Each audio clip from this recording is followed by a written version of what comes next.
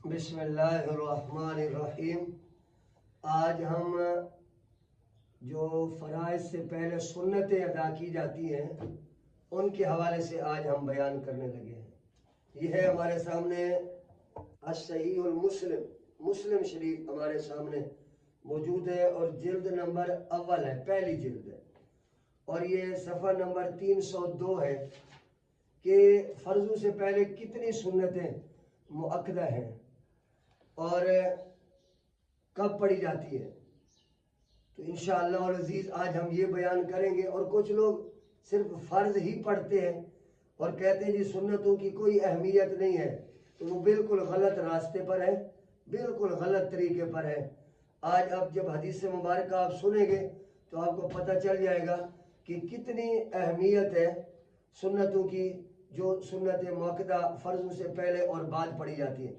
پہلے ذہن میں یہ رکھ لیں کہ سنت مؤکدہ جو ہے وہ ٹوٹل 12 رکھتے ہیں، 12 یہ جو حدیث مبارکہ میں موجود ہے۔ مسلم شریف جلد نمبر 1 صفحہ نمبر 302۔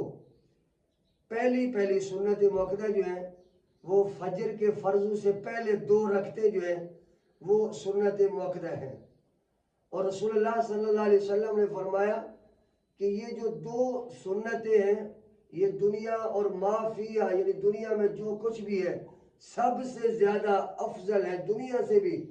اگر اللہ تعالیٰ کسی کو پوری دولت عطا فرما دے اور ایک بندے کو اللہ تعالیٰ 2 سنتوں کی توفیق دے دے تو یہ دنیا کے مال سے زیادہ اہم اور ضروری ہے۔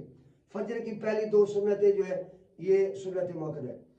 اور نمبر 2، ظہر سے پہلے، یعنی ظہر کے جو فرض ہیں 4، ان سے پہلے 4 سنتیں ادا کی جاتی ہیں، وہ بھی سنت مؤکدہ ہیں۔